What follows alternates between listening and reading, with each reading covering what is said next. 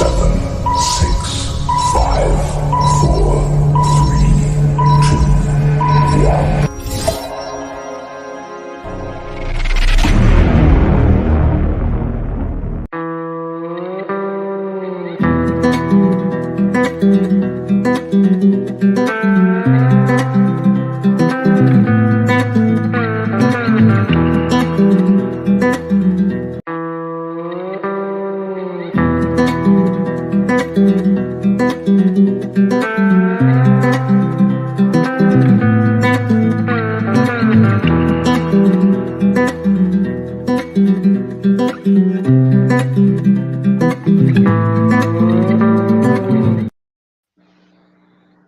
Hey everybody, welcome back to Evil's Comics. This guy right here is Evil Mike, or Mike if you prefer.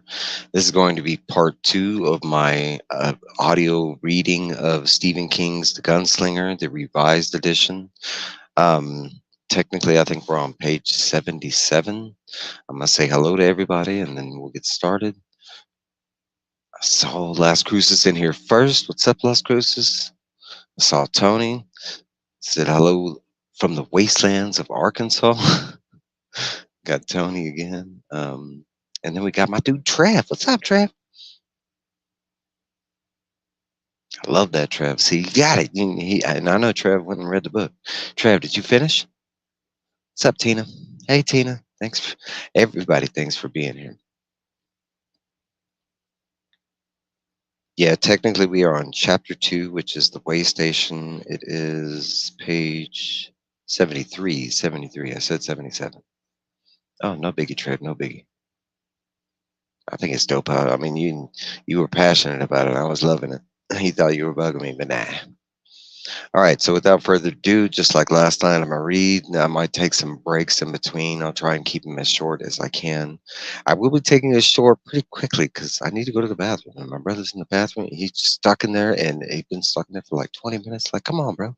All right, chapter 2, The Way Station, page 73, subchapter 1. A nursery rhyme has been playing itself through his mind all day, the maddening kind of thing that will not let go, that mockingly ignores all commands of the conscious mind to cease and desist. The rhyme was, the rain in Spain falls on the plain. There is joy and also pain, but the rain in Spain falls on the plain. Time's a sheet, life's a strain. Life's a stain.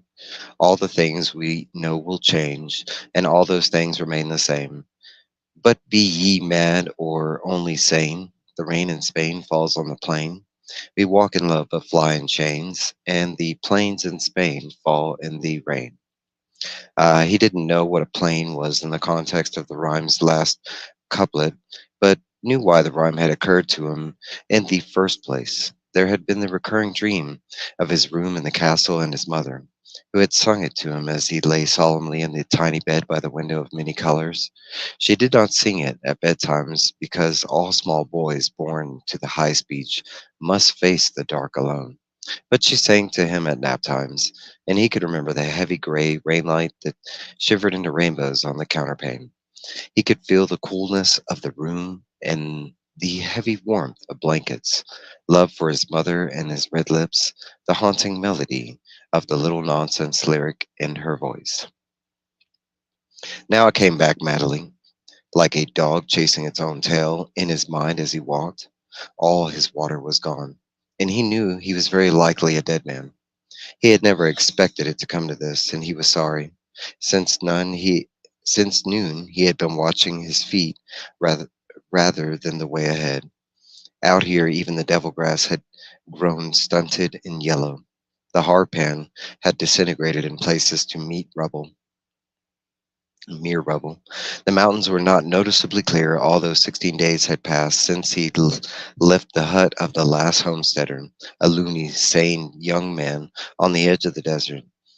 He had had a bird, the gunslinger remembered, but he couldn't remember the bird's name. He watched his feet move up and down like the heedles of a loom, listening to the nonsense rhyme sing itself into a pitiful garble in his mind, and wondered when he would fall down for the first time. He didn't want to fall, even though there was no one to save him. It was a matter of pride. A gunslinger knows pride. That invisible bone that keeps the neck stiff. What hadn't come to him from his father had been kicked into him by Court, a boy's gentleman, if there ever was one. Court, yar, with his red bulb of a nose and his scarred face. He stopped and looked up suddenly. It made his head buzz, and for a moment his whole body seemed to float. The mountains dreamed against the far horizon. But there was something else up ahead, something much closer, perhaps only 5 miles away. He squinted at it, but his eyes were sandblasted and going glare blind. He shook his head and began to walk again. The rhyme circled and buzzed. About an hour later, he fell down and skinned his hands. He looked at the tiny beads of blood on his flanked skin with disbelief. The blood looked no thinner. It looked like any blood, now dying in the air. It seemed almost as smug as the desert. He dashed the drops away, hating them blindly. Smug. Why not? The blood was no thirsty. The blood was being served. The blood was being made sacrifice unto. Blood sacrifice. All the blood needed to do was run and run and run. He looked up at the splotches that had landed on the hard pan and watched as they were sucked up with uncanny suddenness. How do you like that blood? How does that suit you? Oh, Jesus, I'm far gone. He got up, holding his hands to his chest, and the thing he had seen earlier was almost in front of him, so close it made him cry out. A dust-choked crow croaked. It was a building, no, 2 buildings, surrounded by a fallen rail fence. The wood seemed old, fragile to the point of elvishness. It was wood being transmogrified into sand. One of the buildings had been a stable. The shape was clear and unmistakable. The other was a house or an inn, a way station for the coach line. The tottering sand house. The wind had crusted the wood with grit until it looked like a sandcastle that the sun had beat upon a low tide, hardening to a temporary abode. Cast a thin line of shadow, and someone sat in the shadow, leaning against the building, and the building seemed to lean with the burden of his weight. Him. Then, at last, the man in black. What's up, Kenny? Hope you're doing good, man. Rest in and take it easy. The gunslinger stood with his hands to his chest, unaware of his declamatory posture, and gaped. But instead of the tremendous winging excitement he had expected, or perhaps fear or awe, there was nothing but the dim, heavy-ousted guilt for the sudden, raging hate for his own blood moments earlier, in the endless ring around the rosy of the childhood song, The Rain in Spain. He moved forward, drawing one gun. Falls on the plain. He came the last quarter mile at a jolting, flat-footed run, not trying to hide himself. There was nothing to hide behind. His short shadow raced him. Was not aware that his face had become a gray and dusty death mask of exhaustion. He was aware of nothing but the figure in the shadow. It did not occur to him until later that the figure might even have been dead. He kicked through one of the leaning fence rails. It broke in two without a sound, almost apologetically, and leaned across the dazzled and silent stable yard, bringing the gun up. You're covered! You're covered! Hands up, you whoresome! You're... The figure, more relentlessly, stood up. The gunslinger thought, my God, he is worn away to nothing. What's happened to him? Because the man in black had shrunk 2 full feet and his hair had gone white? He paused, struck dumb, his head buzzing tunelessly. His heart was racing at a lunatic rate, and he thought, I'm dying right here. He sucked the white, hot air into his lungs and hung his head for a moment. What's up, Rich? He sucked the white hair into his lungs and hung his head for a moment. When he raised it again, he saw it wasn't the man in black, but a boy with sun-bleached hair, regarding him with eyes that did not even seem interested. The gunslinger stared at him blankly, and then shook his head in negation. But the boy survived his refusal to believe. It was a strong delusion. One wearing blue jeans with a patch on one knee and a plain brown shirt of rough weave. The gunslinger shook his head again, starting for the stable, with his head lowered, gun still in hand. He couldn't think yet. His head was filled with motes, and there were huge, thrumming ache building in it. The inside of the stable was silent and dark and exploding with heat. The gunslinger stared around himself with huge, floating wall eyes. He made a drunken about face and saw the boy standing in the ruined doorway staring at him. A blade of pain slipped smoothly into his head, cutting from temple to temple, dividing his brain like an orange. He reholstered his gun, swayed, put it put out his hand as if to ward off phantoms, and fell over on his face. We're going to be on subchapter 2 right now. We're chapter 2, subchapter 2. It's page 77. And I'm going to take a 2-minute break real quick. I'll be right back.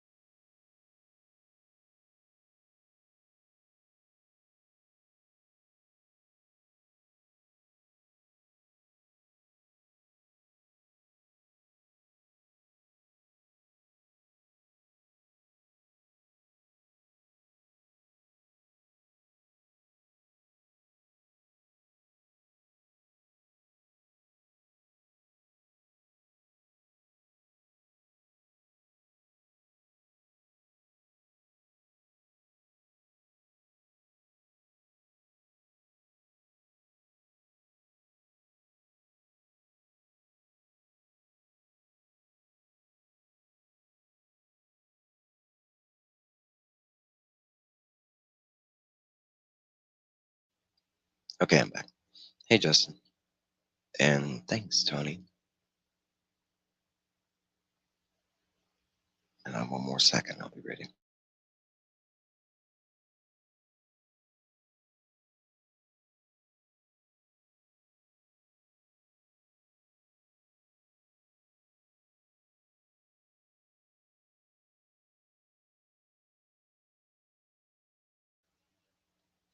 Subchapter 2, page 77. When he woke up, he was on his back, and there was a pile of light, odorless hay beneath his head. The boy had not been able to move him, but he had made him reasonably comfortable, and he was cool. He looked down at himself and saw that his shirt was dark and wet. He licked at his face and tasted water. He blinked at it. His tongue seemed to swell in his mouth. Zap, zap. The boy had hunkered down beside him. When he saw the gunslinger's eyes were open, he reached behind him and gave the gunslinger a dented tin can filled with water. He grasped it with the trembling hands and allowed himself to drink a little, just a little. When that was down, sitting in his belly, he drank a little more. Then he spilled the rest over his face, and made shocked blowing noises. The boy's pretty lips curved in a solemn little smile. Would you want something to eat, sir? Not yet, the gunslinger said. There was still a sick ache in his head from the sunstroke, and the water sat uneasily in his stomach, as if it did not know where to go. Who are you? My name is Jake Chambers. You can call me Jake. And I have a friend. Well, sort of a friend. She works for us. Who calls me Bama sometimes, but you can call me Jake. The gunslinger sat up, and the sick ache became hard and immediate. He leaned forward and lost a brief struggle with his stomach. There's more, Jake said. He took the can, walked toward the rear of the stable. He paused and smiled back at the gunslinger uncertainly. The gunslinger nodded at him, and then put his head down, propped it with his hands. The boy was well made, handsome, perhaps 10 or 11. There had been a shadow of fear on his face, but that was all right. The gunslinger would have trusted him far less if the boy hadn't shown fear. A strange thumping hum began at the rear of the stable. The gunslinger raised his head alertly, hands going to the butts of his guns. The sound lasted for perhaps 15 seconds and then quit. The boy came back with the can, filled now.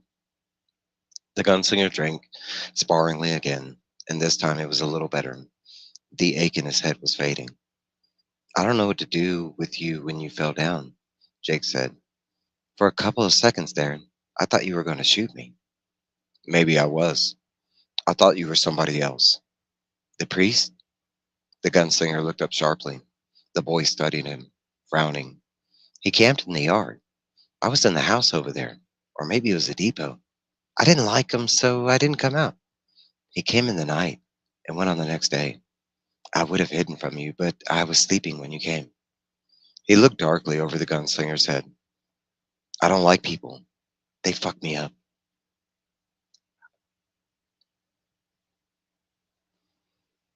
What did he look like? The boy shrugged. Like a priest. He was wearing black things. A hood and a cassock. What's a cassock? A robe, like a dress. The boy nodded. That's about right. The gunslinger leaned forward, and something in his face made the boy recoil a little. How long ago? Tell me for your father's sake. I, patiently, the gunslinger said, I'm not going to hurt you. I don't know. I can't remember time. Every day is the same. For the first time, the gunslinger wondered consciously how the boy had come to this place, with dry and man-killing leagues of desert all around it. But he, but he would not make it his concern, not yet at least. Make your best guess. Long ago? No, not long ago. I haven't been here long. The fire lit in him again. He snatched up the can, drank it from his hands, and trembled the smallest bit. A fragment of the cradle song recurred, but this time, instead of his mother's face, he saw the scared face of Alice, who had been in his Jillian in the now defunct town of Tull. A week? 2 weeks? 3? The boy looked at him distractedly. Yeah. Which? A week or two. He looked aside, blushing a little. 3 poops ago. That's the only way I can measure things out now. He didn't even drink. I thought he might be the ghost of a priest, like in the movie I saw once, only Zorro figured out he wasn't a priest at all, or a ghost either. He was just a banker who wanted some land because there was no gold on it. Miss Shaw took me to see that movie. It was in Times Square. None of this made sense to the gunslinger, so he did not comment on it. I was scared, the boy said. I've been scared almost all the time. His face grew like the crystal on the edge of the ultimate destructive high note. He didn't even build a fire. He just sat there. I don't even know if he went to sleep. Close. Closer than he had ever been, by the gods. In spite of his extreme dehydration, the hands felt faintly moist, greasy. There's some dried meat, the boy said. All right, the gunslinger nodded. Good. The boy got up to fetch it. His knees popped slightly. He had made a fine, straight figure. The desert had not yet sapped him. The arms were thin, but the skin almost tanned and not dried and cracked. He's got juice, the gunslinger thought. Mayhap some sand in his craw as well, or he would have taken one of my guns and shot me right where I lay. Or perhaps the boy simply hadn't thought of it. The gunslinger drank from the can again. Sand in his craw, or not, he didn't come from this place.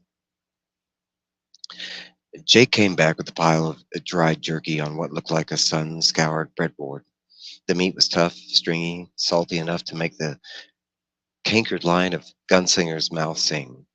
He ate and drank until he felt loggy, and then settled back. The boy ate only a little, picking at the dark strands with an odd delicacy. The gunslinger regarded him, and the boy looked back at him, candidly enough.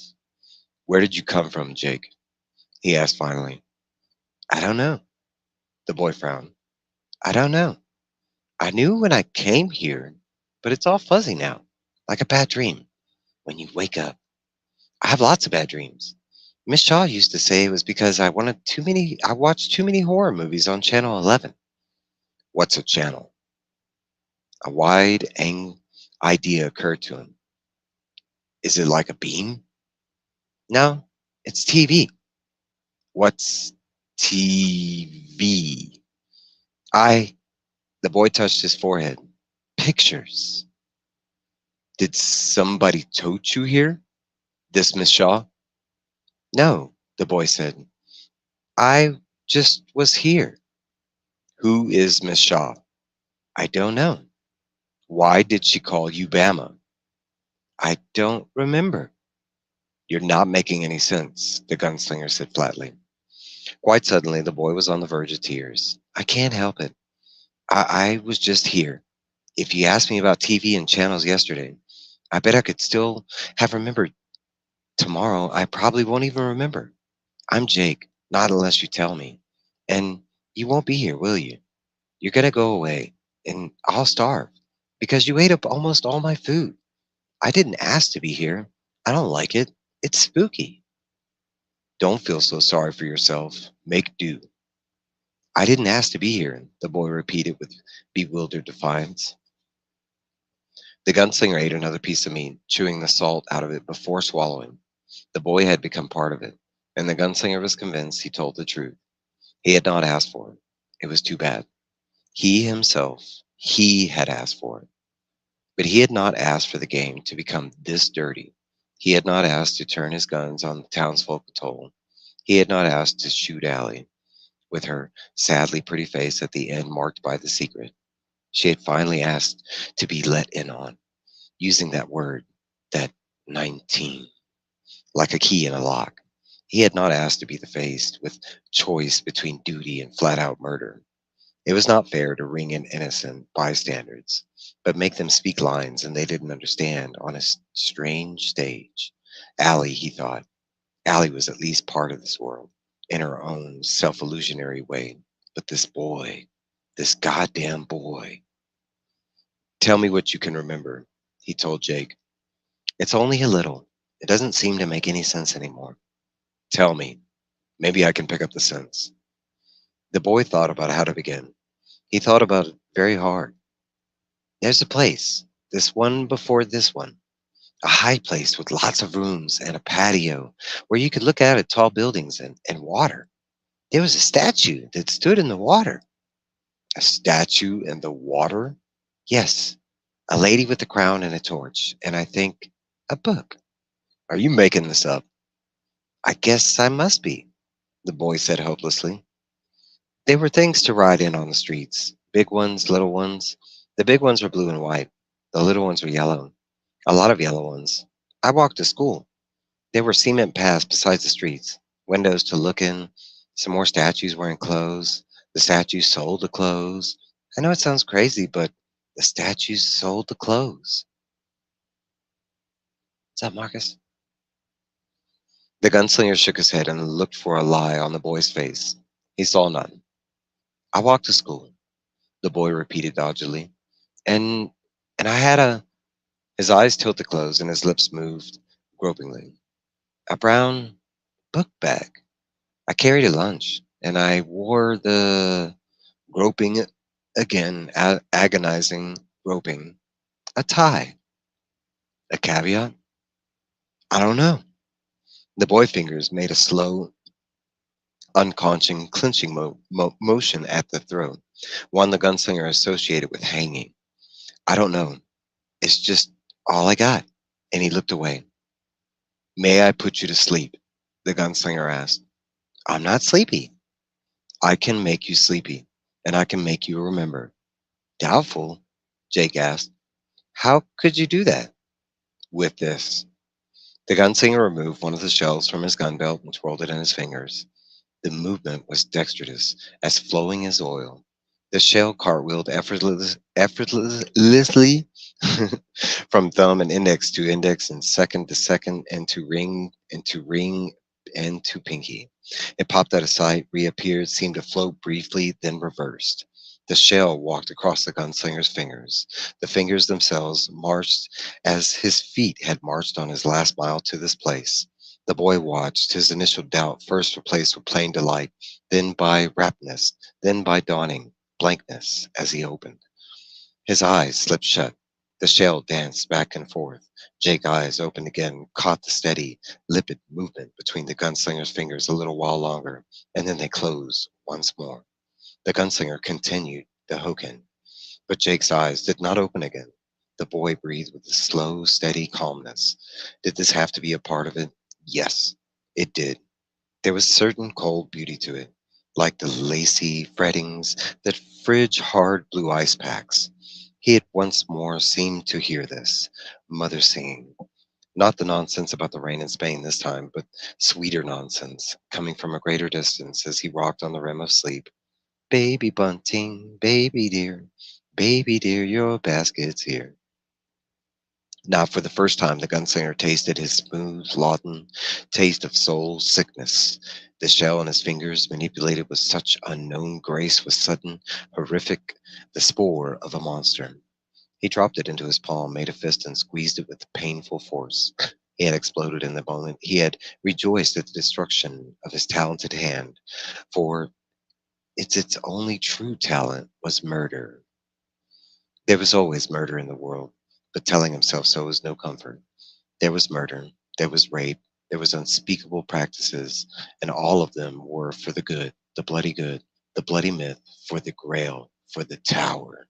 Ah, the tower stood somewhere in the middle of things, so they did say, rearing its black ray bolt to the sky, and in his desert scoured ears the gunslinger heard the faint sweet sound of his mother's voice. Chusset, chisset, chasset, bring enough to fill your basket. He brushed the song and the sweetness of the song aside. Where are you? He asked. Subchapter 3, we're on page 84, and I'm going to take a second and like one good minute, and I'll be right back.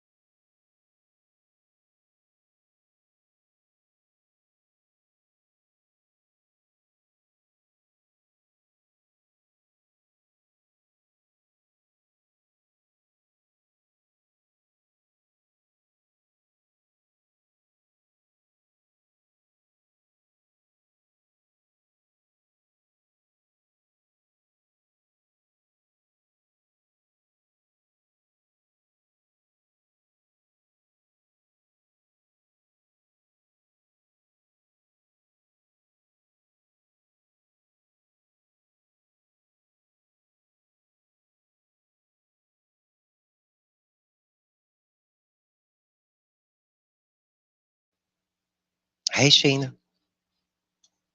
Okay, again, we're on chapter 2, subchapter 3, page 84. Here we go. Jake Chambers, sometimes Bama, is going downstairs with his book bag. There's earth science, there's geography, there's a notepad, a pencil, a lunch his mother's cook, Miss Greta Shaw, had made for him in the chrome and formica kitchen where a fan whirs eternally, sucking up alien odors. In his lunch sack, he has a peanut butter and jelly sandwich, a bologna, lettuce, and onion sandwich, and 4 Oreo cookies. His parents do not hate him, but they do not seem to have overlooked him. They have abdicated and left him to Miss Greta Shaw, to nannies, to a tutor in the summer, and in the Piper School, which is private and nice, and most of all white, the rest of the time. None of these people have ever pretended to be more than what they are, professional people, um, the best in the fields. None have folded him to a particular warm bosom, as usually happens in the historical romance novels his mother reads, and which Jake has dipped into, looking for the hot parts, hysterically novels. His father sometimes calls them, and sometimes Bodice rippers. You should talk, his mother says, with infinite scorn from behind some closed door where Jake listens. His father works for the network, and Jake could pick him out of a lineup of skinny men with crew cuts, probably. Jake does not know that he hates all the professional people, but Miss Shaw, people have always bewildered him. His mother, who is a scrawny in a sexy way, often goes to bed with sick friends. His father sometimes talk about people at the network who are doing too much Coca-Cola. The statement is always accompanied by a humorless grin and a quick little sniff of the thumbnail. Now he is on the street. Jake Chambers is on the street. He has hit the bricks.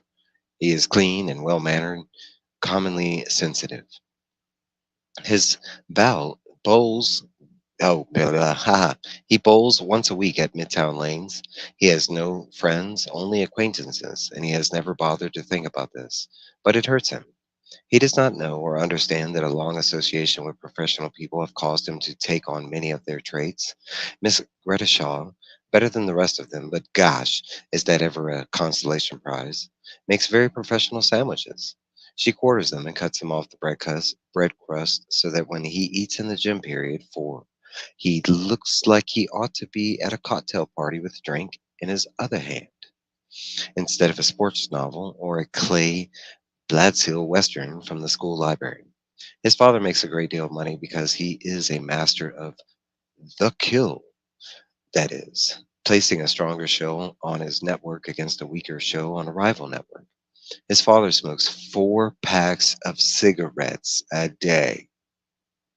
His father does not cough, but he has a hard grin, and he's not adverse to the occasional shot of the old Coca Cola. Down the street, his mother leaves Cafe, but he walks every day, it doesn't rain, swinging his book bag and sometimes his bowling bag, although mostly he leaves it in his locker. A small boy who looks very American with his blonde hair and blue eyes. Girls have already begun to notice him, with his mother's approval. And he does not shy away with his skittish little boy arrogance. He talks to them with unknowing professionalism and puzzles them away. He likes geography and bowling in the afternoon.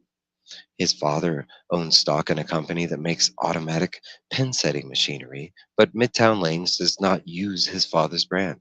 He does not think he has thought about this, but he has.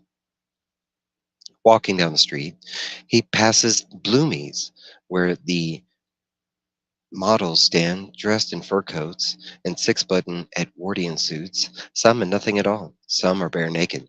These models, these mannequins, are perfectly professional, and he hates all professionalism. He is too young to have learned to hate himself yet, but that seed is already there. Given time, it will grow and bear bitter fruit. He comes to the corner and stands with his book bag at his side. Traffic roars by, grunting blue and white buses, yellow taxis, Volkswagens, a large truck. He's just a boy, but not an average, and he seems the man who kills him out of the corner of his eye. It is a man in black, and he doesn't see the face, only the swirling robe, the outstretched hands, and the hard professional grin. He falls into the street with arms outstretched, not letting go of the book bag which contains Mrs. Greta Shaw's extremely professional lunch. There is a brief glance through a polarized windshield at the horrified face of a businesswoman wearing a dark blue hat and a band of which is small dainty feather. Somewhere a radio is blasting rock and roll. An old woman on the far curb screams. She is wearing a black hat with a net. Nothing jaunty about the black net. It is like a monstrous veil. Jack feels nothing but surprise and his usual sense of headlong bewilderment. Is this how it ends? Before he's bowled better than 270, he lands hard in the street and looks at the asphalt sealed crack some 2 inches from his eyes. The book bag is jolted from his hand. He is wondered he is wondering if he has skinned his knees when the car belonged to the businessman wearing the blue hat with the jaunty feather passes over him. It is a big blue 1976 Cadillac with white wall Firestone tires. The car is almost exactly the same color as the businessman's hat. It break it breaks Jake's back, mushes his guts to gravy, and sends blood from his mouth in a high pressure jet. He turns his head and sees the Cadillac's flaming taillights and smoke spurting from beneath its locked rear wheels. The car has also run over his book bag and left a wide black tread on it. He turns his head the other way and sees a large gray Ford screaming to a stop inches from his body. A black fellow who has been selling pretzels and sodas from a pushcart is coming toward him on the run. Blood runs from Jake's nose, ears, eyes, and rectum. His genitals have been squashed. He wonders irritably how badly he has skinned his knees. He wondered if he'll be late for school. Now the driver of the Cadillac is running toward him, babbling something a terrible, calm voice, the voice of doom, says. I am a priest. Let me through. An act of contrition.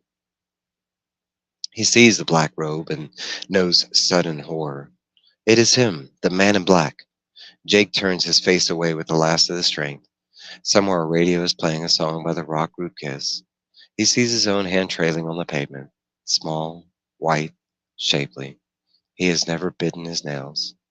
Looking at his hand, Jake dies. Subchapter 4, page 88. Give me 1 second. Stop doing, rat! Things go better with Coke. They did, especially back in the 80s. Gotta check out. Yeah, thanks, Justin. Yeah, give me.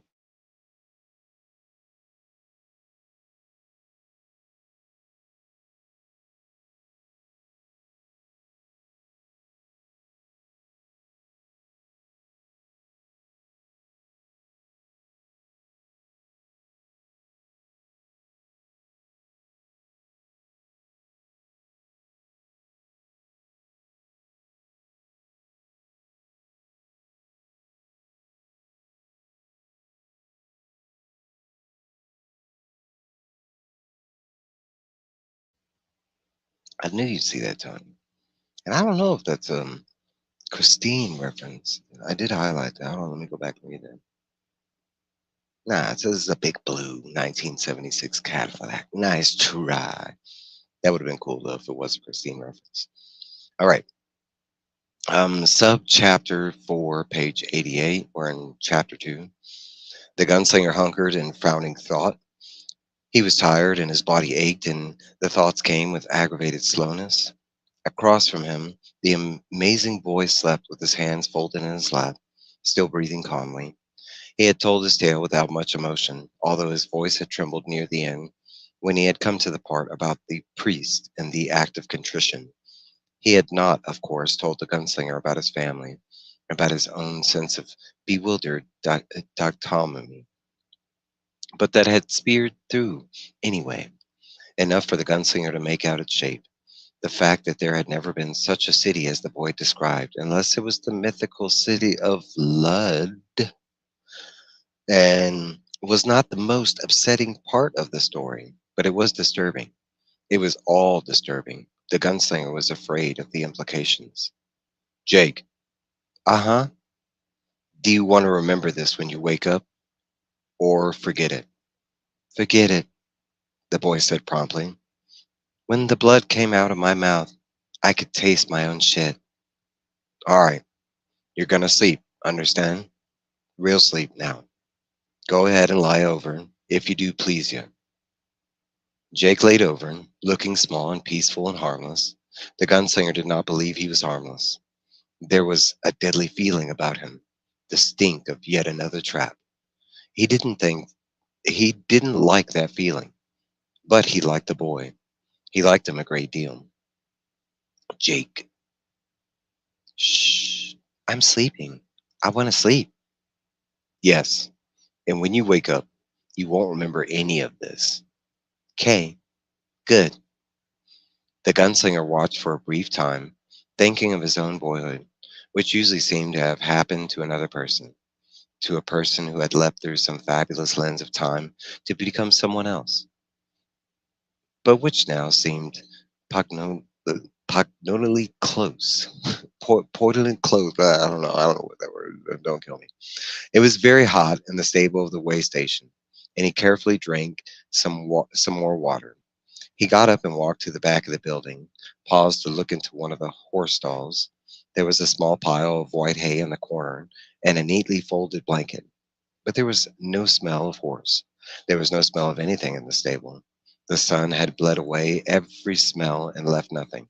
The air was perfectly neutral. At the back of the stable was a small, dark room with a stainless steel machine in the center. It was untouched by rust or rot. It looked like a butter churn. At the left, a chrome pipe jutted from it, terminating over a drain in the floor.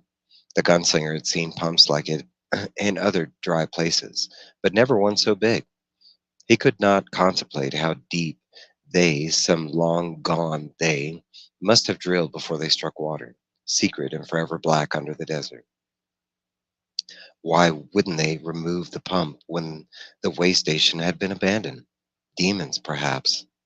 He shuddered abruptly. An ab- abrupt twisting of his back. Abrupt.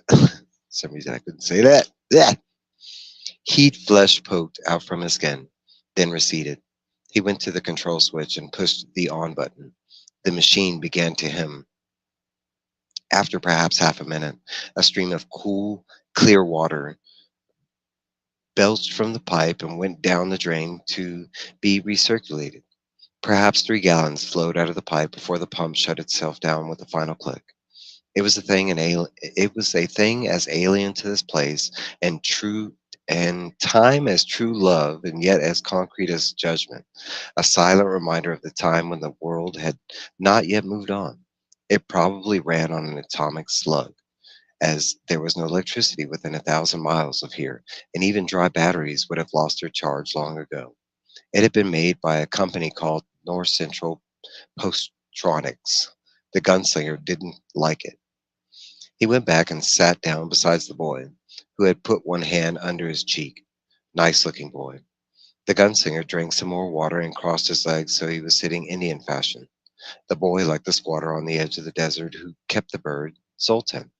The gunslinger remembered abruptly. The bird's name was Zoltan. He had lost his sense of time, but the fact that the man in black was closer seemed beyond doubt. Not for the first time, the gunslinger wondered if the man in black was letting him catch up for some reason of his own. Perhaps the gunslinger was playing into his hands. He had tried to imagine what the confrontation might be like and could not. 1 second.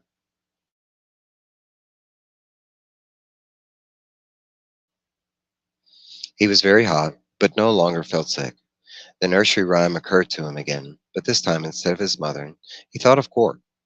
Court, an ageless engine of a man, his face stitched with the scars of bricks and bullets and blunt instruments, the scar of war and instruction in the arts of war. He wondered if Court had ever had a love to match those monumental scars. He doubted it. He thought of Susan and his mother and of Martin, the incomplete enchanter. The gunslinger was not a man to dwell on the past, only a shadowy conception of the future, and his own emotional makeup saved him from being a man without imagination, a dangerous dullard. His present run of thought therefore rather amazed him. Each name called upon others. Cuthbert, Elaine, the old man Jonas, with his quavering voice, and again Susan, the lovely girl at the window. Such thoughts always came back to Susan, the great rolling plain known as the drop, the fishermen casting their nets in the bays on the edge of the clean sea. The piano player in Toll, also dead, all dead in Toll, and by his hand, had known those places. Although he and the gunslinger had only spoken of them that once, Sheb had been fond of the old songs, had once played them in the saloon called the Traveler's Rest, and the gunslinger hummed one tunelessly under his breath. Love, oh careless love, see what careless love has done. The gunslinger laughed, bemused. I am the last of that green, warm-hued world. And for all his nostalgia, he felt no self-pity.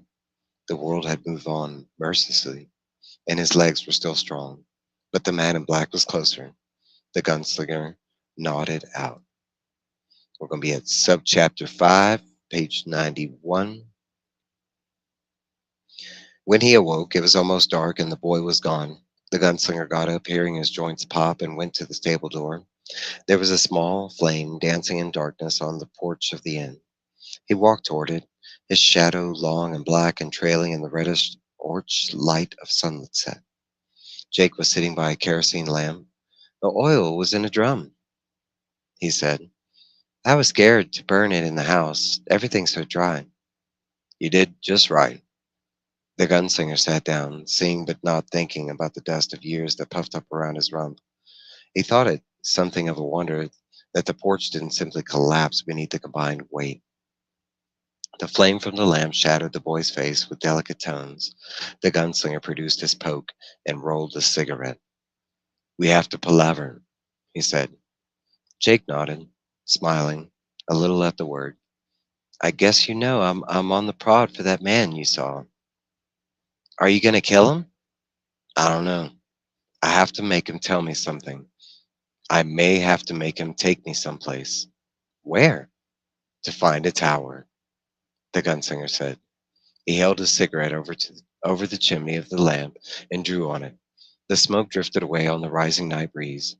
Jake watched it. His face showed neither fear nor curiosity, certainly not enthusiasm. So I'm going on tomorrow, the gunslinger said. You'll have to come with me. How much of that meat is left? Only a little. Corn? Only a little more. The gunslinger nodded. Is there a cellar? Yes. Jake looked at him. The pupil of his eyes had grown to a huge, fragile size. He pulled up a ring on the floor, but I didn't go down. I was afraid the ladder would break and I wouldn't be able to get up again. It smells bad, and the only thing around here, and that smells at all. We'll get up early and see if there's anything down there worth taking. Then we'll go. All right. The boy paused and then said, I'm glad I didn't kill you when you were sleeping. I had a pitchfork and thought about doing it, but I didn't. And now I have to be afraid. Now I won't have to be afraid to go to sleep. Well, what would you be afraid of? The boy looked at him ominously. Spooks. Of him coming back. The man in black? The gunslinger said, not a question. Yes. Is he a bad man? I guess that depends on where you're standing, the gunslinger said absently. He got up and pushed his cigarette out into the hard pan. I'm going to sleep. The boy looked at him timidly. Can I sleep in the stable with you? Of course. The gunslinger stood on the steps, looked up, and the boy joined him. Old Star was up there, and Old Mother, and it seemed to the gunslinger that if he closed his eyes, he would be able to hear the croaking of the first spring peepers, smell the green, almost summer smell of the court lawns after his first cutting, and hear perhaps the indolent click of wooden balls at the ladies of the East Wing, attiring only in their shifts at dusk glimmered toward dark plated points, could almost see Cuthbert and Jamie as they came through the break in the hedges, calling for him to ride out with them. It was not like him to think so much of the past. He turned back and picked up the lamp. Let's go to sleep, he said. They crossed to the stable together. It's going to be subchapter 6. Give me 1 second.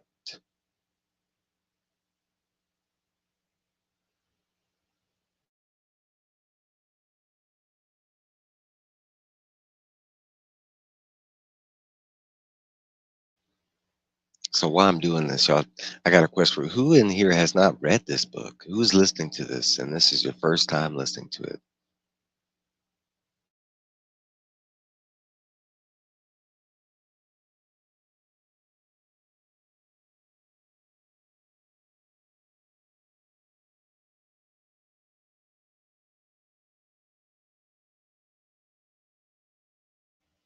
Hey, well, boy.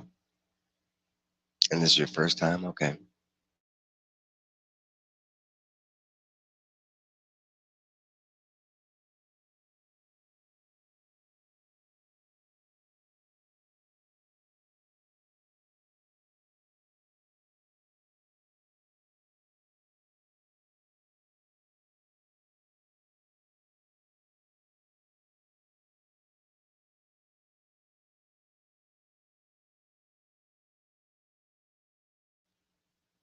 Yeah, Trev. That's right. I got to because the speed I'm reading and my eyes going back and forth, I'll be falling asleep. I'll be. All right. So we got subchapter 6. We're on page 94. This is chapter 2. All right. The next morning, he explored the cellar. Jake was right. It smelled bad. It had a wet, swampy stench that made the gunslinger feel nauseous and a little lightheaded after the antiseptic odorless of the desert in the stable. The cellar smelled of cabbages and turnips and potatoes with long, sightless eyes gone to everlasting rot. The latter, however, seemed quite sturdy, and he climbed down. The floor was earthen, and his head almost touched the overhead beams. Down here, spiders still live, disturbingly big ones with molted gray bodies. Even were muties, the true thread long lost. Some had eyes on stalks. Some had what might have been as many as 16 legs. The gunslinger peered around and waited for his night eyes. You all right? Jake called down nervously. Yes. He focused on the corner. There are cans. Wait. He went carefully to the corner, ducking his head. There was an old box with one side folded down. The cans were vegetables, green beans, yellow beans, and 3 cans of corned beef. He scooped up an armload and went back to the ladder. He climbed halfway up and handed them to Jake, who knelt to receive them. He went back for more.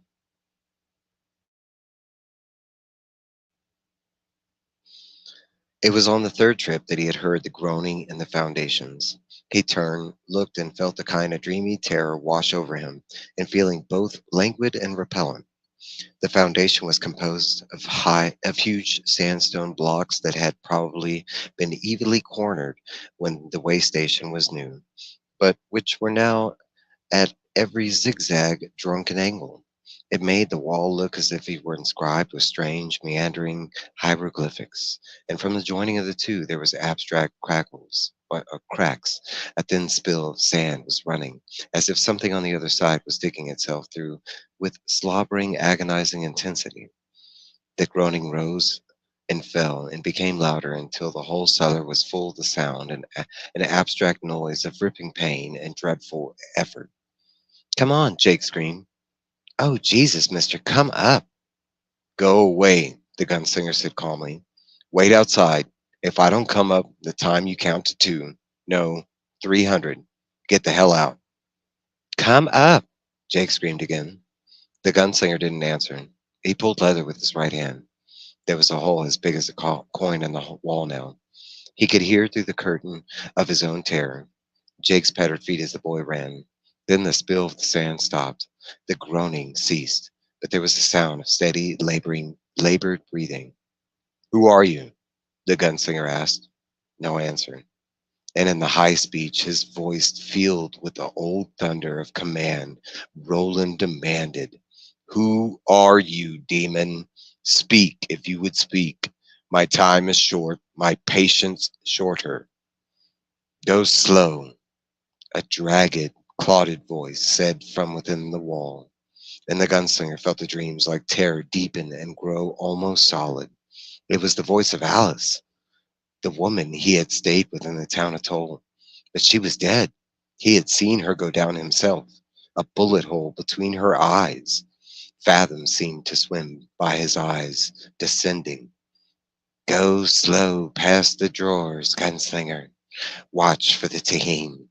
While you travel with the boy, the man in black travels with your soul in his pocket. What do you mean? Speak on. But the breathing was gone. The gunslinger stood for a moment frozen, and then one of the huge spiders dropped on his arm. He scrambled frantically up to his shoulder. With an involuntary grunt, he brushed it away and got his feet moving.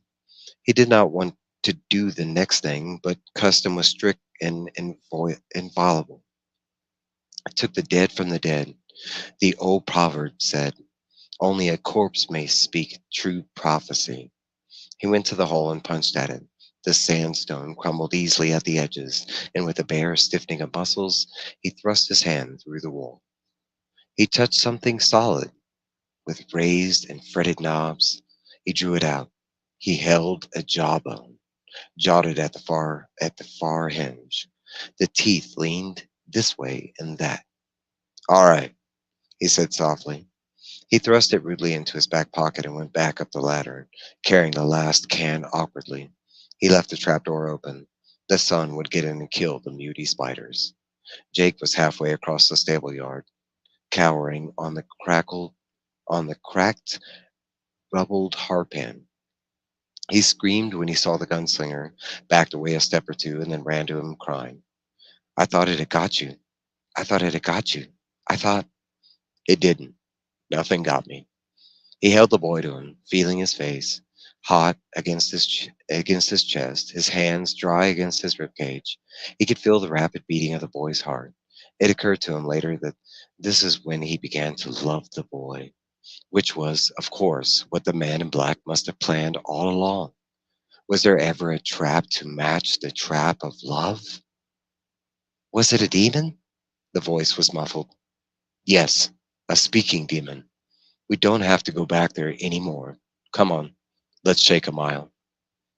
They went to the stable, and the gunslinger made a rough pack for the blanket he had slept under. It was hot and prickling, and when there was nothing else. But that done, he filled the water bags from the pump. You carry one of the water bags, the gunslinger said. Wear it around your shoulders, see? Yes, the boy looked at him worshipfully. The look quite masked. The, the look quickly masked.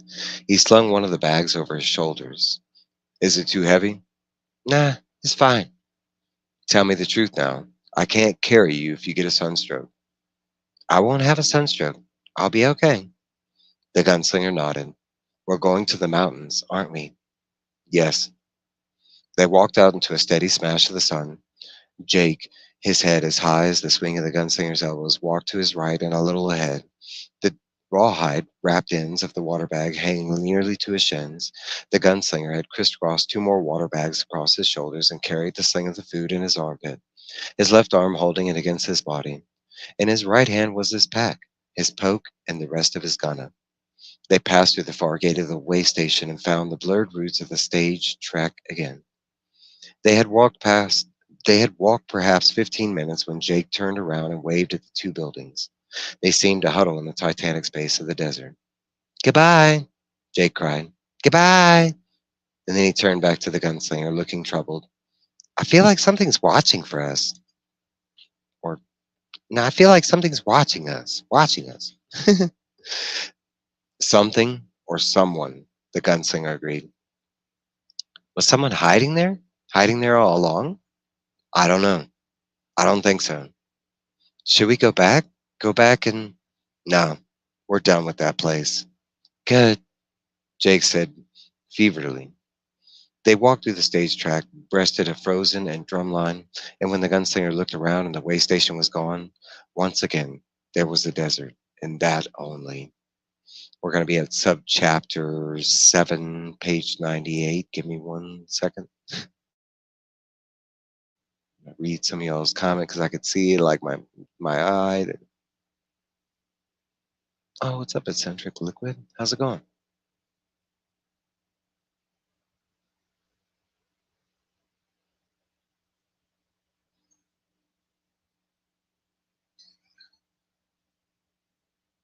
How can you remove the heart? I want to know that.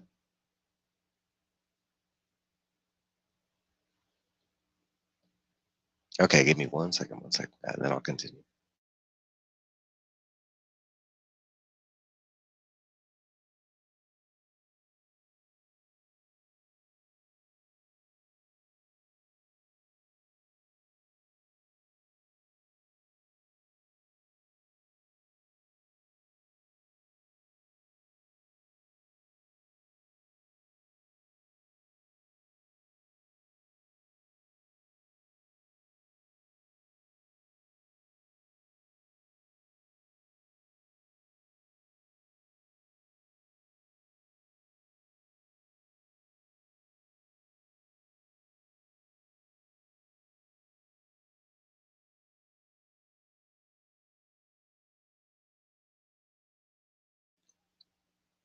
Okay, chapter 2, subchapter 7, page 98. They were 3 days out of the way station. The mountains were deceptively clear now. They could see the smooth, steeped rise of the desert into the foothills. The first naked slopes, the bedrock bursting through the skin of the earth in sullen, eroded triumph. Further up, the land gently off briefly again. And for the first time in months or years, the gunslinger could see real living green, grass, dwarf spruces, perhaps even willows, all fed by snow runoffs from further up. Beyond that, the rock took over again, rising in cyclopean tumbled splendor all the way to the blinding snowcaps. Off to the left, a huge slash showed the way to the smaller eroded sandstone cliffs and mesas and buttes on the far side. This draw was obscured in the almost continual gray membrane of showers. At night, Jake would sit fascinated for the few minutes before he fell into sleep, watching the brilliant swordplay of the far-off lightning, white and purple, startling in the clarity of the night eye. The boy was fine on the trail.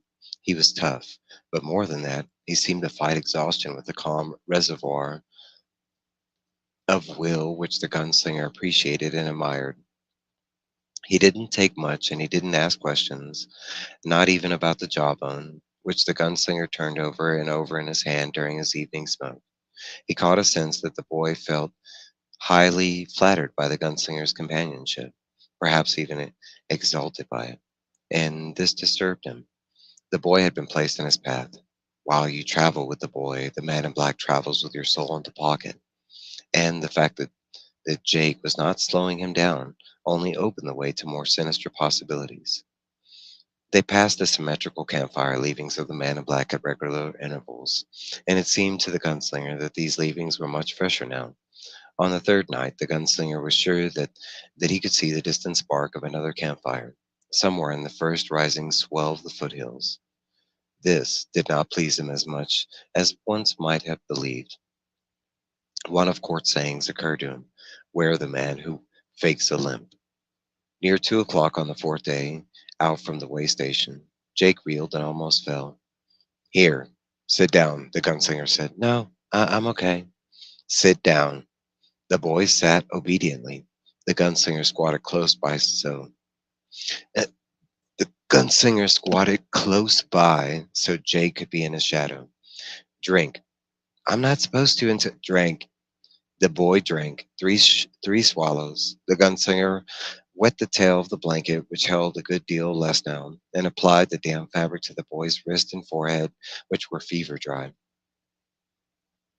"From now on, we rest every afternoon at this time. 15 minutes. Do you want to sleep?" "No." The boy looked at him with shame. The gunslinger looked back blandly. I'm In an abstract way, he withdrew one of the bullets from his belt and began to twirl it, and Hoken began his finger between his fingers. The boy watched fascinated. "That's neat," he said. The gunslinger nodded. "Yar." He paused. "When I was your age, I lived in a walled city. Did I tell you that?" The boy shook his head sleepily. "Sure. And there was an evil man." "The priest." Well, oh, I'm reading it wrong. "Well, sometimes I wonder about that. Tell you true," the gunslinger said. "If they were two, I think now they must been brothers, maybe even twins. But did I ever see them together? No, I never did. This bad man, this Martin, he was a wizard, like Merlin. Do you ken Merlin? Where you come from?" "Merlin and Arthur and the Knights of the Round Table," Jake said dreamily. The gunslinger felt a nasty jolt go through him. "Yes," he said. "Arthur L., you say true. I say thankee. I was very young." But the boy was asleep, sitting up, his hands folded neatly in his lap. "Jake?" "Yar." The sound of this word from the boy's mouth startled him badly, but the gunslinger wouldn't let his voice show it. "When I snap my fingers, you will wake up. You will be rested and fresh. Do you ken it?" "Yes." "Lie over then." The gunslinger got markings from his poke and rolled a cigarette. There was something missing. He searched for it in his diligent, carefully way and located it. The careful thing was previous maddening sense of hurry, the feeling that he might be left behind at any time, that the trail would die out and he would be left with only a last fading footprint. All that was gone now, and the gunslinger was slowly becoming sure that the man in black wanted to be caught. Where the man who fakes a limp? What would follow? The question was too vague to catch his interest. Cuthbert would have found interest in it, lively interest, and probably a joke. But Cuthbert, it was as gone as the horn of the shame, and the gunslinger could only go forward in the way he knew. He watched the boy as he smoked. His mind turned back on Cuthbert, who had always laughed. To his death he had gone laughing. And Court, who had never laughed. And on to Martin, who sometimes smiled, a thin, silent smile that had its own disquiet gleam, like an eye that slips almost open in the dark and discloses blood. There had been a falcon, of course. The falcon was named David, after the legend of the boy in the sling. David was quite sure, knew nothing but the need for murder, rending and terror. Like the gunslinger himself, David was no dilettante, but he played the center of the court, except maybe at the end. The gunslinger's stomach seemed to rise painfully against his heart, but his face did not change. He watched the smoke of a cigarette rise into the hot desert air and disappeared, and his mind went back. We are at subchapter 8, page 102, in chapter 2. The sky was white, perfectly white, the smell of rain strong in the air, the smell of hedges and growing green was sweet. It was deep spring, what some called new earth. David sat on Cuthbert's arm, a small engine of destruction with bright golden arms, and bright golden eyes that glared outward at nothing, the rawhide leash attached to his jesses, who looped carelessly about Bert's arm. Kurt stood aside from the two boys. I'm messing up. Court stood aside from the two boys, a silent figure in patched leather trousers and a green cotton skirt that had been cinched high with his old wide infantry belt.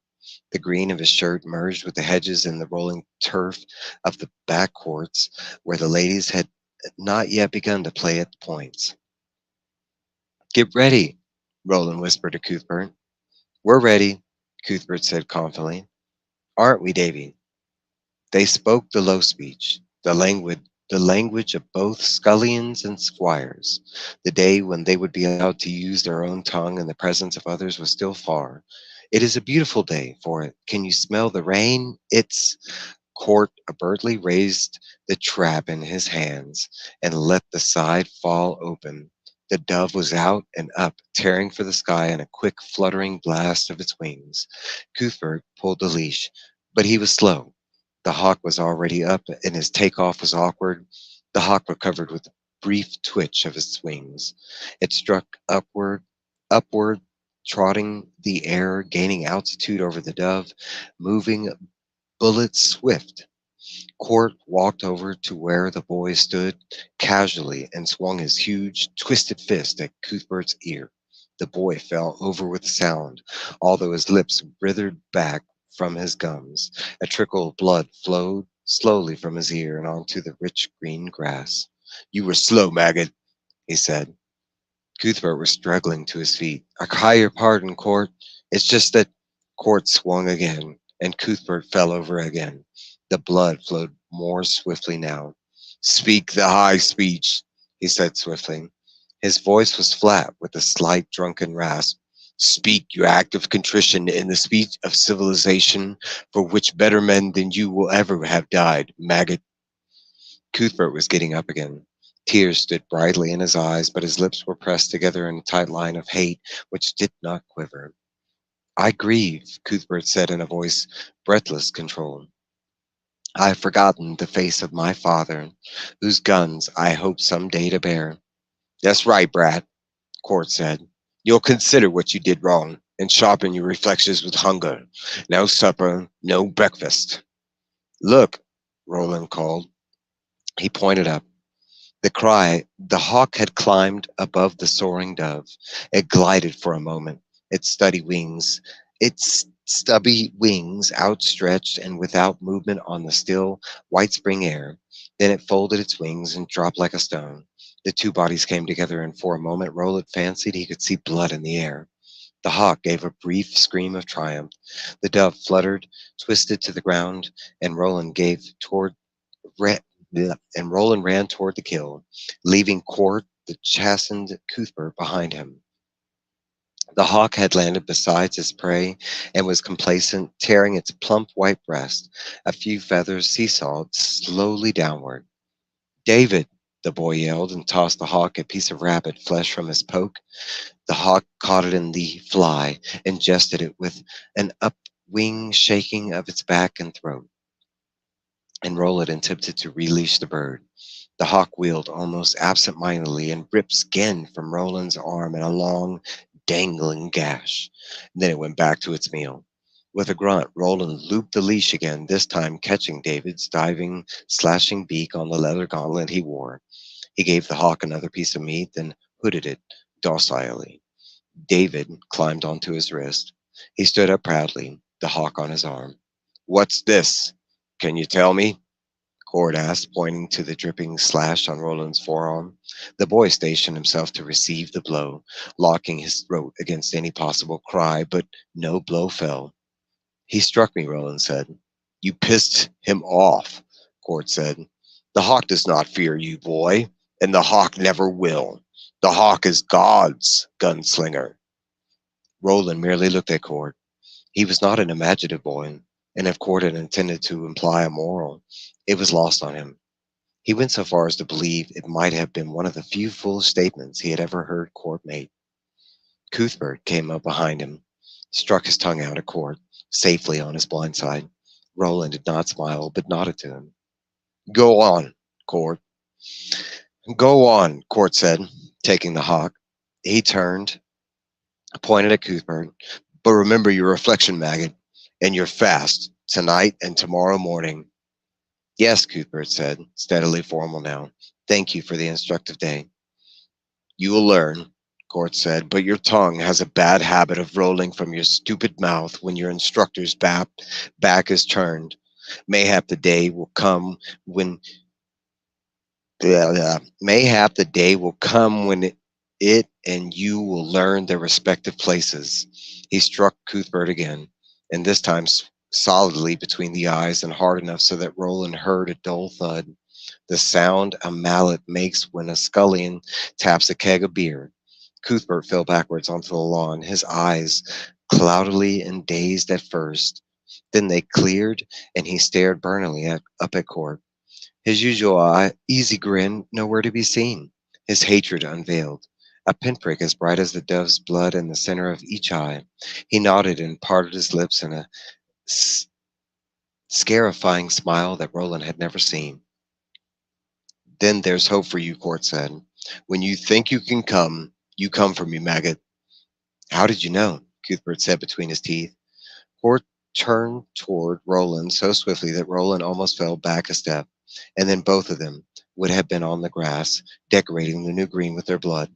"I saw it with the reflection in this maggot's eyes," he said. "Remember it, Cuthbert. All good. Last lesson for today." Cuthbert nodded again, the same frightening smile on his face. "I grieve," he said. "I have forgotten the fate." "Cut this shit," Cord said, losing interest. He turned to Roland. "Go on now, the both of you. If I have to look at your stupid maggot faces any longer, I'll puke my guts out. Lose a good dinner." "Come on," Roland said. Cuthbert shook his head to clear it and got to his feet. Cord was already walking down the hill on his squat, bow-legged stride, looking powerful and somehow prehistoric. The shaved and grizzled spot at the top of his head glimmered. "I'll kill that son of a bitch," Cuthbert said, still smiling. A large goose egg, purple and knotted, was rising mystically on his forehead. "Not you or me," Roland said, suddenly bursting into a grin. "You can have your supper in the west kitchen with me. Cook will give us some." "He'll tell Cord." "He's no friend of Cord," Roland said, and then shrugged. "And what if he did?" Cuthbert grinned back. "Sure, right. I always wanted to know how the world looked when your head was on backwards and upside down." They started back toward together over the green lawns, casting shadows in the fine white spring light. This is going to be, I think, subchapter 9, and you're going to have to give me a second, like a 2-minute break.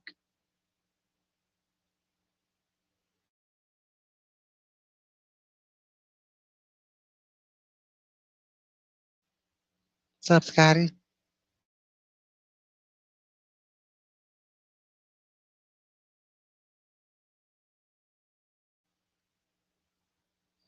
Mm, yes, technically, Talisman and um, The Black House, I think, are written under Richard Bachman. Don't quote me on that, but um, I want to say the Regulators and Desperation specifically, but I think only the Desperation novel was written by Bachman, I think. But that is something you can look up, Chop. But I want to say like most of the Bachman books are kind of considered separately, kind of thing. Okay, I'll be right back.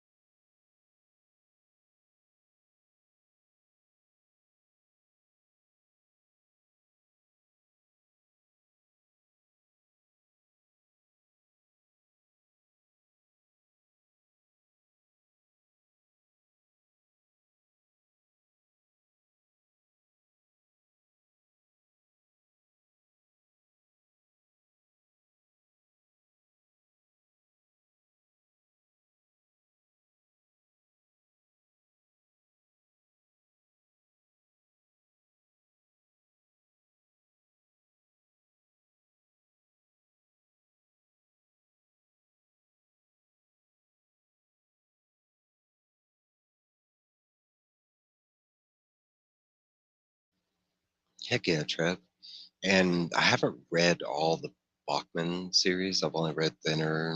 I've read which either one it is, the Regulars or just Desperation, and I want to say I've read one other of the Bachman books, but I do know he uses names, but that I don't know if like I'm not aware that he there's another Roland in one of the stories, but I would like I'm technically I think the Bachman books are separately. Aaron, if you know, I'm not positive. 1 second, 1 second, I'm almost done.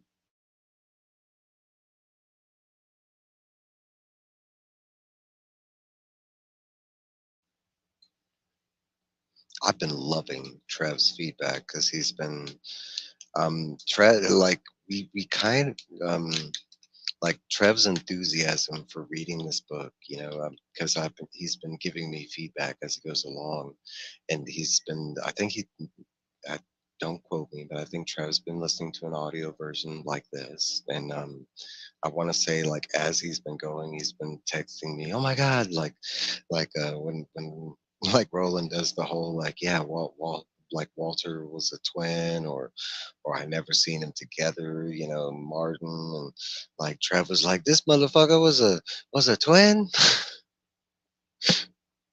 Maybe kinda.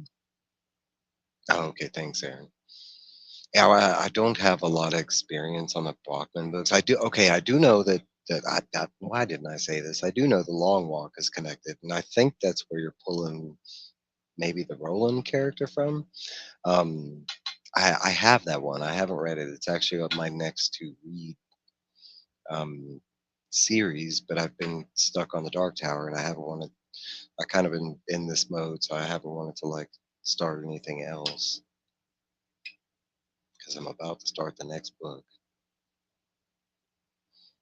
But the next book, I mean, it's like, well, what are we doing? 178 pages. It's not going to take me that long. I mean, like literally for y'all right now, we're at page 106. And what is it, like 3 hours total so far? Give me 1 second.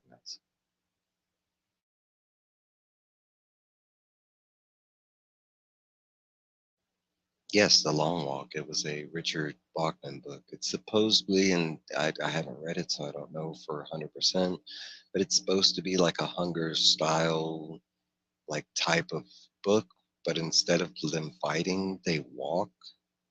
They go on these long walks, and that's like who owns the country. I don't know. I know very little on the plot.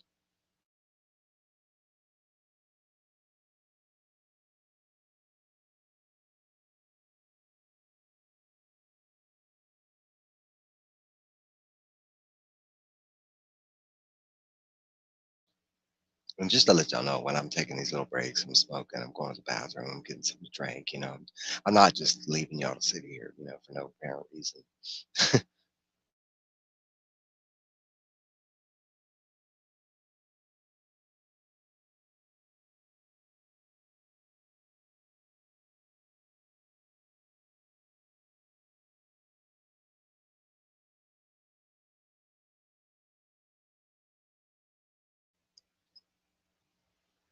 Okay. Again, we are on chapter 2. If I got my Roman numerals right, we are on subchapter 9, page 106.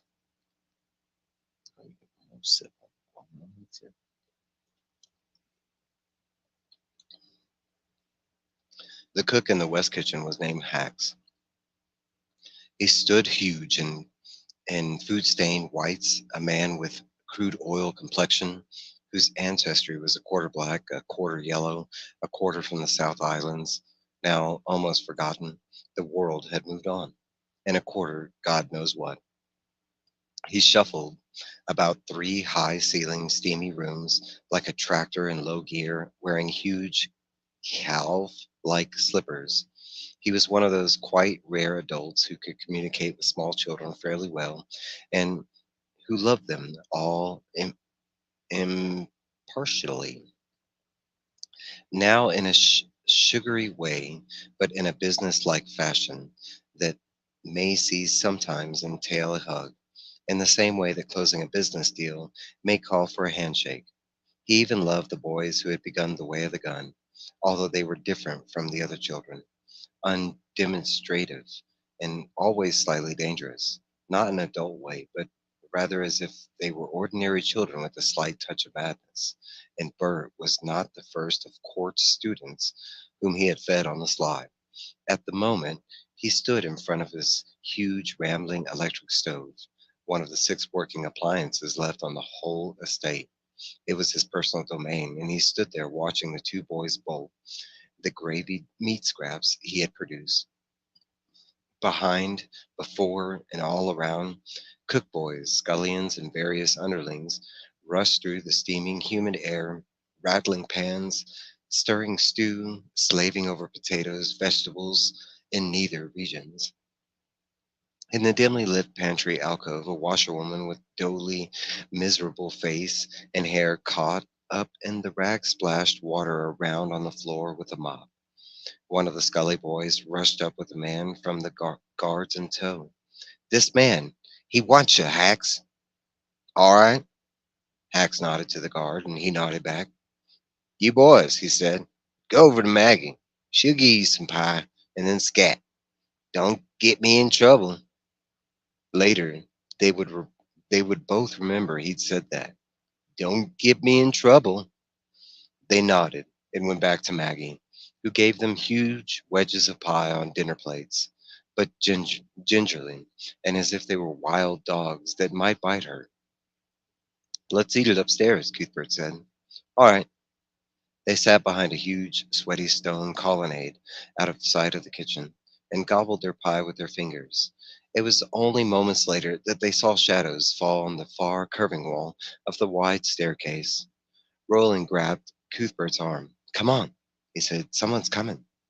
Cuthbert looked up his face surprised and very stained. But the shadows stopped, still out of sight. It was Hax and the man from the guards. The boys sat where they were. If they moved now, they might be heard. The good man, the guard was saying. Farson? In 2 weeks, the guard replied. Maybe 3. You have to come with us. There's a shipment from the freight depot. A part loud crash of pots and pans and a volley of catcalls directly at the hapless potboy who had dropped them bloodily out some of the rest. Then the boys heard the guards finish. Poison meat. Risky. Ask not what the good man can do for you, the guard began, but what you could do for him. Hack signed. Soldiers, ask not. You know what it could mean, the guard said quietly. Yar, I know my responsibilities to him. You don't need to lecture me. I love him just as you do. Would follow him into the sea if he asked, so I would. All right. The meat will be marked for short-term storage in your cold rooms, but you'll have to be quick. You must understand that. There are children in Tanton, the cook asked. It was not really a question. Children everywhere, the guard said gently. It's the children we and he care about. Poison meat. Such a strange way to care for children. Hax uttered a heavy, whistling sigh. Will they curdle and hold their bellies and cry for their mamas? I suppose they will. It will be look. It will be like going to sleep, the guard said, but his voice was too confidently reasonable. Of course, Hax said and laughed. You said it yourself. Soldiers ask not. Do you enjoy seeing children under the rule of the gun, when they could be under his hands, ready to start making a new world? Hax did not reply. I go on duty in 20 minutes, the guard said, his voice once more calm. Give me a joint of mutton, and I'll pinch one of your girls, make her giggle when I leave. My mutton will give no cramps to your belly, Robeson. Will you? But the shadows moved away and the voices were lost. I could have killed them, Roland thought, frozen and fascinated. I could have killed them both with my knife, slit their throats like hogs. He looked at his hands, now stained with gravy and berries, as well as dirt from the day's lessons. Roland. He looked at Cuthbert. They looked at each other for a long moment in the fragrant semi-darkness, and a taste of warm despair rose in Roland's throat. What he felt might have been a sort of death, sometimes as brutal and final as the death of the dove in the white sky over the game field. Hax, he thought, bewildered. Hax, who had put poultice on his leg that time. Hax. And then his mind snapped closed, cutting the subject off.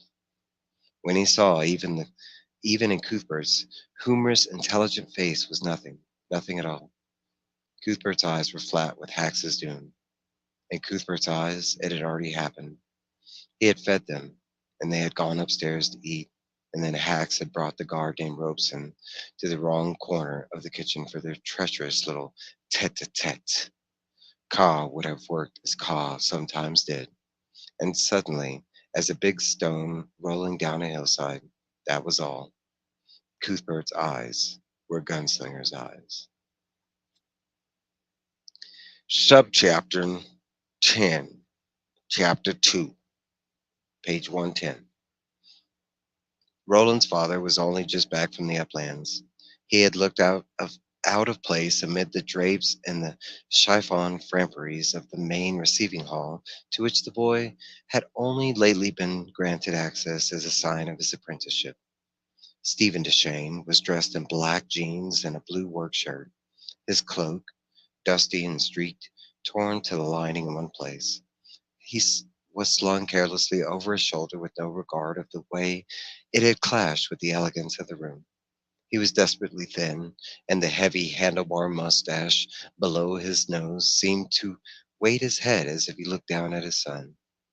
The guns, crisscrossed over the wings of his hips, hung at the perfect angle for his hands. The worn sandalwood grips looked dull and sleepy in the lank indoor light. The head cook, the father said softly. Imagine it. The tracks that were blown upland at the railhead, the dead stock in Hendrickson, and perhaps even, imagine, imagine. He looked more closely at his son. It preys on you? Like the hawk, Roland said. It preys on you. He laughed at the startling appropriateness of the image rather than at the lightness and the situation. His father smiled. Yes, Roland said. I guess it preys on me. Cuthbert was with you? His father said.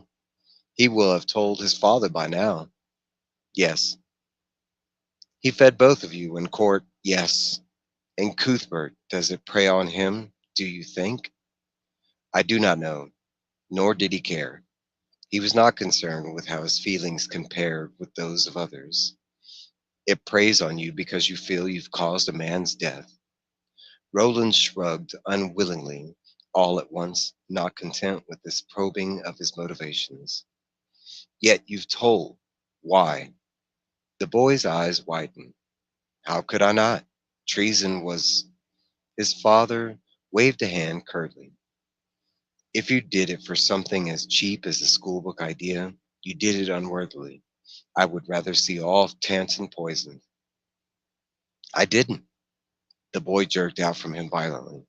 I wanted to kill him, both of them. Liars, black liars, snakes. They. Go ahead.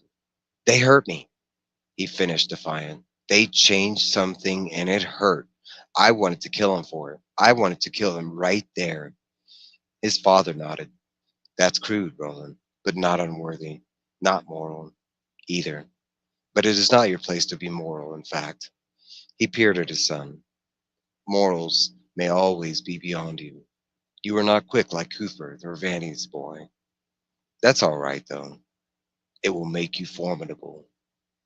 The boy felt pleased and troubled by this. Oh, he'll hang. The boy nodded. I want to see it. The elder Duchesne threw his head back and roared laughter. Not as formidable as I thought, and perhaps just stupid. He closed his mouth absurdly. An arm shot out and grabbed the boy's upper arm painfully. Roland grimaced but did not flinch. His father peered at him steadily, and the boy looked back, although it was more difficult than hooding the hawk had been. All right, he said, thee may, and turned abruptly to go. Father, what? Do you know who they were talking about? Do you know who the good man is? His father turned back and looked at him speculatively. Yes, I think I do. If you caught him, Roland said in a thoughtful, near plodding way, no one else like Cook would have to be neck-popped. His father smiled thinly. Perhaps not for a while, but in the end, someone always has to have his neck popped, as you so quaintly put it. The people demand it. Sooner or later, if there isn't a turncoat, the people make one. Yes, Roland said, grasping the concept instantly. It was one he never forgot. But if you got the good man, no, his father said flatly. Why not? Why wouldn't that end it? For a moment, his father seemed on the verge of saying why, but then shook his head. We've talked enough for now. I think. Go out from me. He wanted to tell his father not to forget his promise when the time came for Hax to step through the trap, but he was sensitive to his father's moods. He put his fist to his forehead, crossed one foot in front of the other, and bowed. Then he went out, closing the door quickly. He suspected that his father wanted now was to fuck. He was aware that his mother and father did that. He was reasonably well informed as to how it was done, but the mental picture that always condensed with the thought made him feel both uneasy and oddly guilty.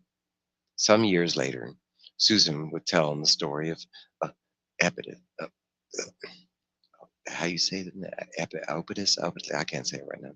And he would absorb it in quiet thoughtfulness, thinking of the odd, bloody triangle formed by his father, his mother, and by Martin, known in some quarters as Farson, the good man. Or perhaps it was a quadrangle, if one wished to add himself. So it looks like we're going to be at chapter subchapter 11, um, chapter 2, page 113. Give me 1 second.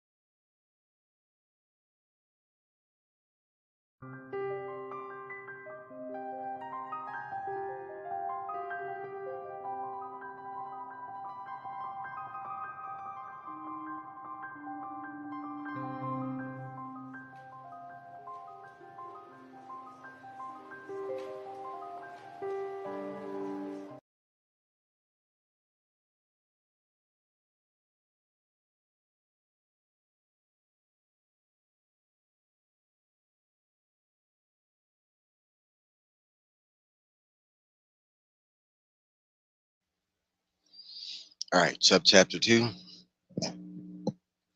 uh, chapter 2, subchapter 11, page 113. Gallows Hills was on the Tanton Road, which was nicely poetic. Cuthbert might have appreciated this, but Roland did not. He did not appreciate the slender, ominous scaffold which climbed to the brilliant blue sky, an angular silhouette which overhung the coach road. The two boys had been let out of the morning exercises.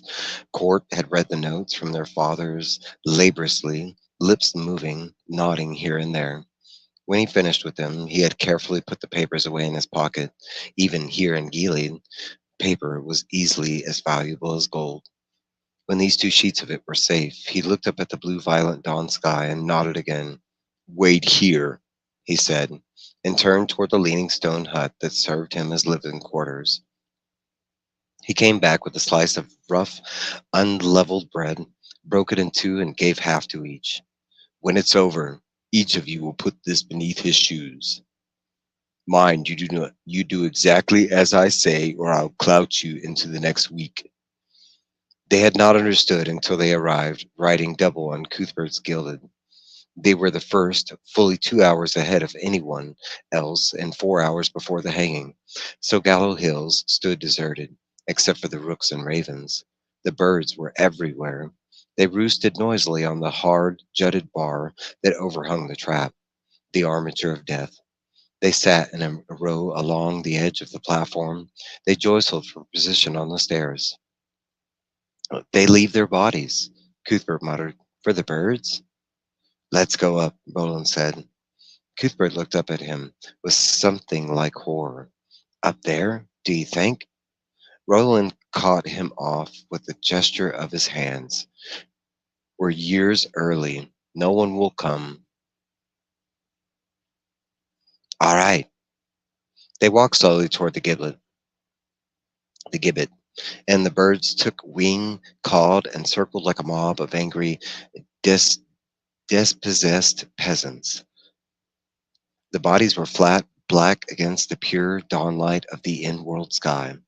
For the first time, Roland felt the enormity of his responsibility in the matter.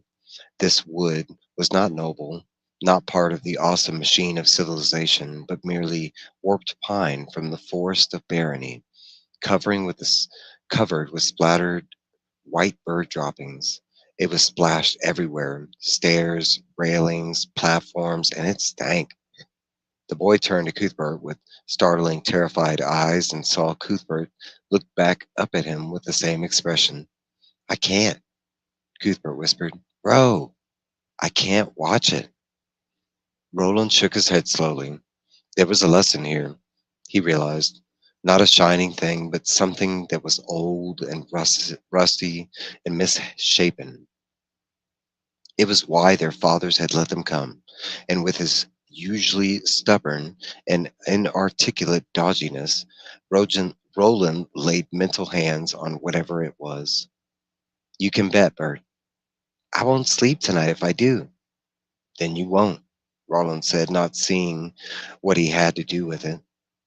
Cuthbert suddenly seized Roland's hand and looked at him with such mute agony that Roland's own doubt came back, and he wished sickly that he had never gone to the West Kitchen that night. His father had been right. Better not to know. Better every man, woman, and child in Tanton dead and stinking into this. But still, whatever the lesson was rusty, whatever half-buried thing with sharp edges, he would not let it go or give up his grip on it. Let's not go up, Cuthbert said. We've seen everything. And Roland nodded reluctantly, feeling his grip on the thing, whatever it was, weaken. Cord, he knew, would have knocked them both sprawling and then forced them up the platform step by cursing step, and stifling fresh blood back up their noses and down their throats like salty jam as they went. Quarth would probably have looped new hemp over the yarn to itself and put the noose around each of their necks in turn, would have made them stand on the trap to feel it, and Court would have been ready to strike them again if either of them wept or lost control of his bladder. And Court, of course, would have been right. For the first time in his life, Roland found himself hating his own childhood. He wished for the long boots of age. He deliberately pried a splinter from the railing and placed it in his breast pocket before turning away. "Why'd you do that?" Cuthbert asked. He wished to answer something swaggering. "Oh, the luck of the gallows." But he only looked at Cuthbert and shook his head. Just so I'll have it," he said. "Always have it." They walked away from the gallows, sat down, and waited. In an hour or so, the first of the townsfolk began to gather, mostly families who had come in broken-down wagons and beat-up buckas, carry their breakfast with them.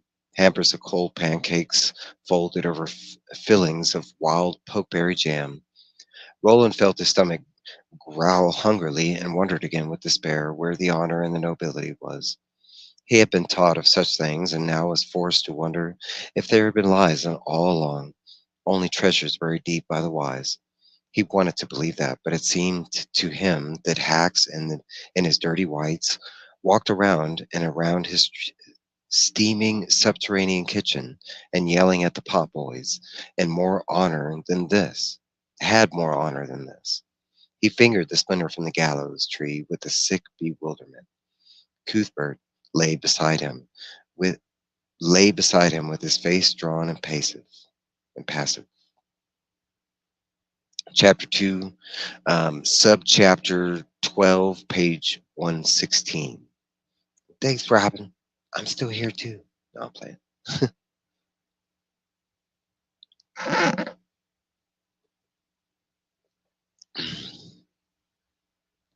In the crowd, it wasn't such of a much.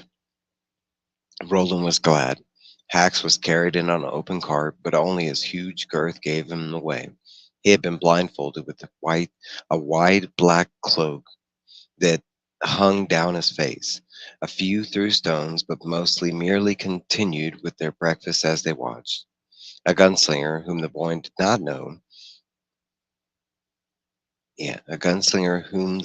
did not know, well. He was glad his father did not draw the black stone, led the fat cook carefully up the steps. 2 guards of the watch had gone ahead and stood on either side of the trap. When Hax and the gunslinger reached the top, the gunslinger threw the noosed rope over the cross tree and then put it over the cook's head, dropping the knot until it lay just below the left ear. The birds had all flown, but Roland knew they were waiting. "Do you wish to confess?" the gunslinger asked. "I have nothing to confess," Hax said. His words carried well, and his voice was oddly dignified in spite of the cloth which hung over his lips. The cloth ruffled slightly in the faint, pleasant breeze that had blown up. "I have not forgotten the face of I have not forgotten my father's face. It has been with me through all." Roland glanced sharply at the crowd and was disturbed by what he saw there, a sense of sympathy, perhaps admiration. He would ask his father, when the traitors are called heroes, or heroes traitors. He supposed, in his frowning way, dark times must have fallen. Dark times indeed. He wished that he understood better. His mind flashed to Court, and the bread Court had given him. He had felt content. The day was coming when Court would serve him. Perhaps not Cuthbert. Perhaps Bert would buckle under Court's steady fire and remain a page or a horseboy, or, in infinitely worse, a perfumed diplomat, dallying in receiving chambers, or rather into bogus crystal balls with dodgering kings and princes. But he would not. He knew it. He was for the open lands and the long rides. That this seemed a good fate was something he had marveled over later in his solitude. Roland, I'm here. He took Cuthbert's hand, and then the fingers locked together like iron. Charged by capital murder and sedition, the gunslinger said. You have crossed the white, and I, Charles, son of Charles, cosign you ever to the black. The crowd murmured, some in protest. I never tell your tale in the underworld, maggot, said Charles of Charles, and yanked the lever with both yellow gauntleted hands. The trap dropped. Hacks plummeted through, still trying to talk. Roland never forgot that. The cook went still trying to talk. And where did he finish the last sentence he would ever begin on earth? His words were ended by the sound an exploding pine knot makes on the hearth in the cold heart of a winter night. But on the whole, he thought it not so much. The cook's legs kicked out once in a wide Y fashion, like the letter Y. The crowd made a satisfying whistling noise. The guards of the watch dropped their military pose and began to gather things up negligently. Charles, son of Charles, walked back down the steps slowly, mounting his horse, and rode off, cutting roughly through one gaggle of picnickers, quartering a few of the slow coaches, making them scurry. The crowd dispersed rapidly after that, and in 40 minutes, the two boys were left alone on the small hill they had chosen. The birds were returning to examine their new prize. One lit on Hack's shoulders and sat there chummily, darting its beak at the bright and shiny hoop Hax had always worn in his right ear. Yep, yep, yep. Thanks, Loscruth. It doesn't look like him at all, Cuthbert said. Oh, yes, it does, Roland said, confidently as they walked towards the gallows, the breads in their hands. Bert looked abashed. They paused beneath the cross-tree, looked up at the dangling, twisting body. Cuthbert reached up and touched one hairy ankle defiantly. The body started on a new twisting arc. Then, rapidly, they broke the bread and spread the rough chunks beneath the dangling feet. Roland looked back just once as they rode away. Now there were thousands of birds. The bread, he grasped this only dimly, was symbolic. Then, it was good, Cuthbert said suddenly. I liked it. I did. Roland was not shocked by this, although he had not particularly cared for that scene. But he thought he could perhaps understand why Bert was saying. Perhaps he had not finished as a diplomat after all, jokes and easy line or talk or not. I don't know about that, he said, but it was something. It surely was. The land did not fall to the good man for another 5 years, and by that time Roland was a gunslinger. His father was dead. He himself had become a matricide, and the whole world had moved on. The long years and the long rides had begun. Subchapter 13, page 118. Give me 1 second.